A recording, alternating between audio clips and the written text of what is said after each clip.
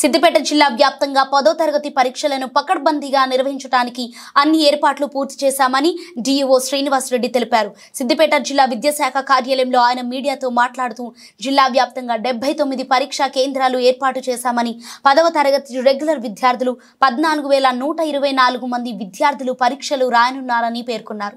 14 మంది ప్రైవేట్ విద్యార్థులు పరీక్ష రాయనున్నట్లు తెలిపారు. 1763 మంది వొకేషనల్ కోర్సు విద్యార్థులు ఎస్సీసీ పరీక్షలు రాస్తున్నారని తెలిపారు. వాళ్ళకు రూట్ ఎక్కడికి వెళ్ళాలని చెప్పేసి ఒక టాస్ ద్వారా మేము టాస్ వేస్తాం. టాస్ వేసేసి ఈ రూట్కి మీరు వెళ్ళాలి అని చెప్పేసి ఆ రూట్లకు వాళ్ళు రోజు 4 కూడా ఫ్లయింగ్ స్క్వాడ్ రూట్లకు వెళ్తూ ఉంటాయి. ఇన్విజిలేటర్లు అనేది ప్రతి 20 మంది పిల్లలకు ఒక ఇన్విజిలేటర్ అనేది మేము నియమిస్తూ ఉంటాం.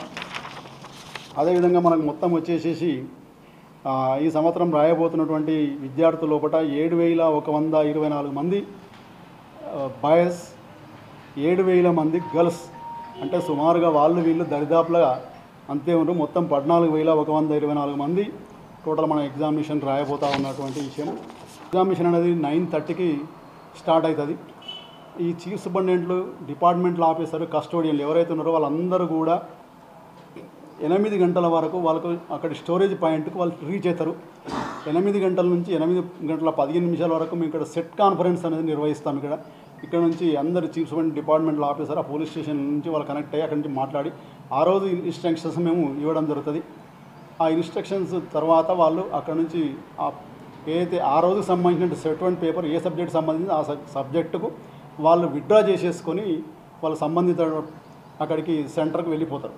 అక్కడికి సెంటర్కి వెళ్ళిపోయిన తర్వాత 9 గంటలకు ఆ పేపర్ అనేది అక్కడ ఏది చీఫ్ సూపరింటెండెంట్ రూమ్లో ఒక సీసీ కెమెరాలను కూడా మేము ఇన్స్టాల్ చేస్తాం. సీసీ కెమెరా పర్యవేక్షణ లోపల ఒక డిపార్ట్మెంటల్ ఆఫీసర్, ఒక ఇద్దరు ఇన్విజిలేటర్ల సమక్షం లోపల ఆ రోజు సంబంధించిన క్వశ్చన్ పేపర్ అనేది ఓపెన్ చేస్తారు. ఓపెన్ చేసేసి అది ఇన్విజిలేటర్లకు అందజేస్తారు. ఏది చీఫ్ సూపరింటెండెంట్ కొన్ని రూమ్లకు, డిపార్ట్మెంటల్ ఆఫీసర్ కొన్ని రూమ్లకు తీసుకెళ్ళి అక్కడ ఇన్విజిలేటర్లకు హ్యాండ్ ఓవర్ చేస్తారు. ఇన్విజిలేటర్లను కూడా ఎలా అంటే రోజు టాస్ వేసి ఇన్విజిలేటర్లు ఏ రూమ్కి వెళ్ళాలని చెప్పేసి ఆ రూమ్లకు ఇన్విజిలేటర్లకు ఇవ్వడం జరుగుతూ ఉంటుంది. ప్రతి పిల్లవాడు కూడా 9 గంటలకే ఎగ్జామినేషన్ సెంటర్కు వాళ్ళు రీచ్ కావాలి.